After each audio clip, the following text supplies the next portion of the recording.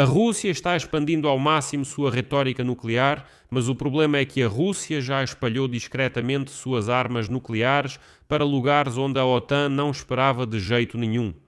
Hoje, os presidentes da Bielorrússia e da Rússia, Lukashenko e Putin, realizaram por videoconferência um treinamento conjunto com unidades militares de emprego em combate de armas nucleares e de apoio nuclear. Esse foi o primeiro treinamento conjunto desse tipo e Lukashenko e Putin se gabaram de que, a qualquer momento, podem lançar armas nucleares de forma coordenada contra os adversários. E Putin voltou a afirmar que a tríade nuclear deve servir supostamente para dissuadir os adversários, mas o problema aqui é muito maior, ou seja, isso tudo está apenas na superfície. Mas o que está escondido é o seguinte: os serviços de inteligência da OTAN já estão há algum tempo monitorando as ações da frota do norte da Rússia, que podem indicar tentativas de posicionar no fundo do mar mísseis capazes de transportar ogivas nucleares. Um projeto secreto com o codinome CITAS pode estar sendo realizado há vários anos, mas só foi notado agora. E acredite, como dizem os especialistas, isso é um sinal muito preocupante. Enfim, vamos analisar tudo isso juntos. Então, o ditador russo Vladimir Putin hoje voltou a brandir o porrete nuclear. A tríade nuclear deve continuar servindo como um garante confiável da soberania da Federação Russa e da Bielorrússia, um instrumento para manter a paridade global. Essa declaração foi feita hoje pelo ditador careca russo Vladimir Putin durante uma conversa por videoconferência com o ditador da batata da Bielorrússia, Alexander Lukashenko. Durante a realização de um treinamento conjunto com unidades militares de uso de armas nucleares e apoio nuclear.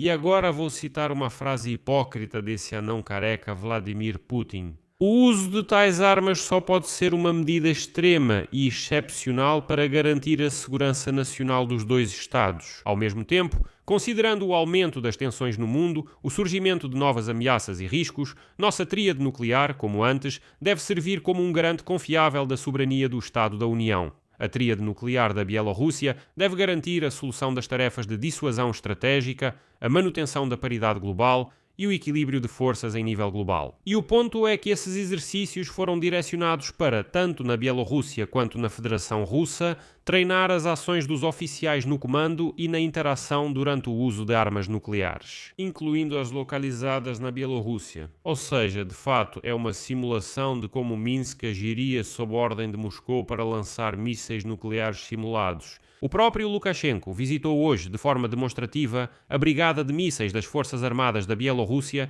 no distrito de Osipovitsky e declarou que antes sonhava com os sistemas russos Iskander e que finalmente agora os possui. Segundo Lukashenko, o Iskander é uma arma excelente. Ele também conheceu o funcionamento do posto de comando da brigada e tudo isso faz parte dessa histeria nuclear que continua. O Ministério da Defesa de Belarus já havia anunciado o início dos exercícios de uso de armas nucleares em combate. Esses exercícios nucleares começaram em 18 de maio e são realizados conjuntamente. Mais tarde, surgiu a informação de que a Rússia já havia entregue munições nucleares em pontos de armazenamento de campo no território de Belarus. Durante a visita, Alexander Lukashenko ouviu um relatório sobre as ações durante a preparação e execução de um ataque nuclear por meio de uma simulação eletrónica. Foi demonstrado a ele um lançador, Iskander-M, e a simulação de um ataque nuclear com mísseis, mas sem o lançamento real do míssil. O que é importante é que enquanto a Rússia e Belarus realizam esses exercícios nucleares, fica óbvio que estão tentando de alguma forma intimidar a OTAN. Na própria aliança ficaram ainda mais chocados.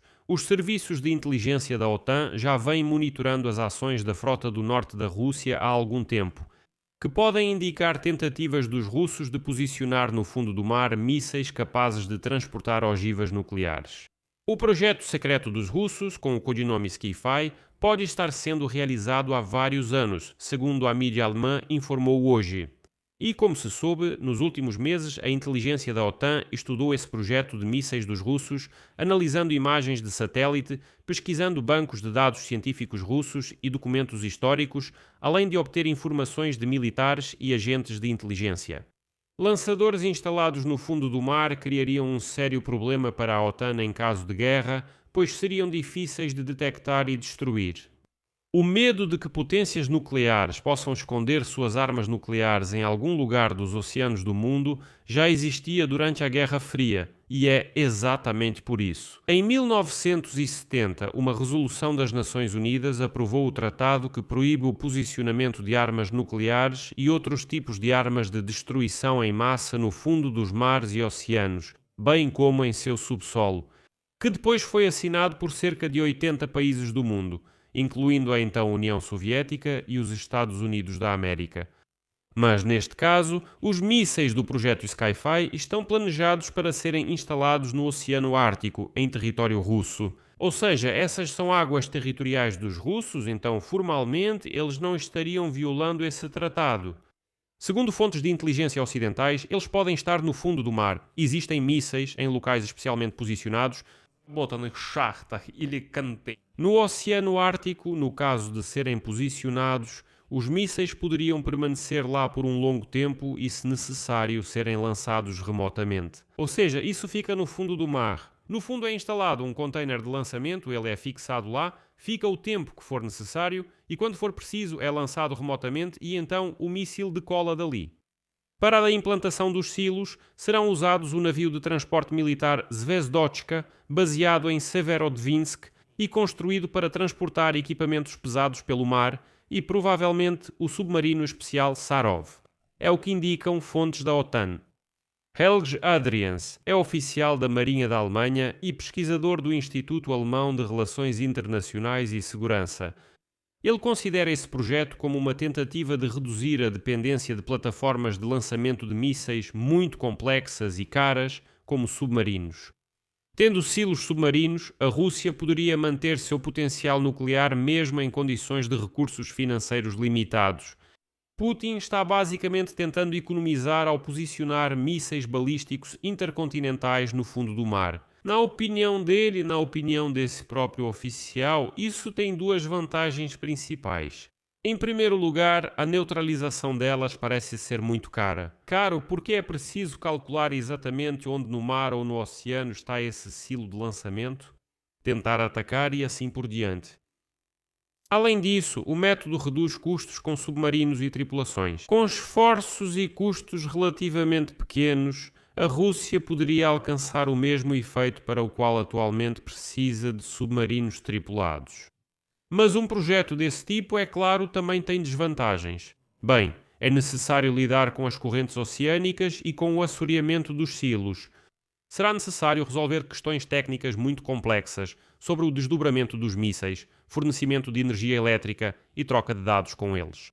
Isso certamente ajudará a ampla disseminação dessa tecnologia se os russos realmente conseguirem, mas mesmo assim dá para ver que eles estão tentando implementar essa possibilidade para si mesmos. E é muito importante que a OTAN tenha notado isso, vamos esperar, em estágios iniciais. Aqui vou colocar reticências. Sua opinião, suas conclusões, escreva nos comentários abaixo deste episódio. Inscreva-se no canal, ative o sininho e não se esqueça de deixar o like. É isso por hoje. Cuide-se. Tchau a todos.